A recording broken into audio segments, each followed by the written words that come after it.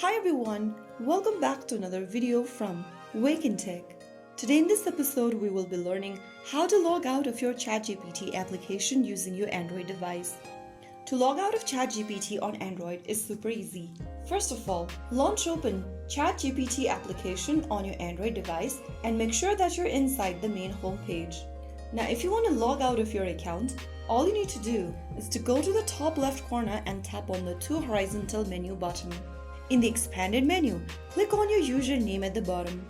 In the expanded menu on the next page, click on Sign Out. Soon after you click Sign Out, you'll be redirected to the main login page. That way, you can easily log out or sign out of OpenAI as well as ChatGPT. If you found the video helpful, don't forget to like, share and subscribe to the channel. I will be back again in the next video. Thanks for watching.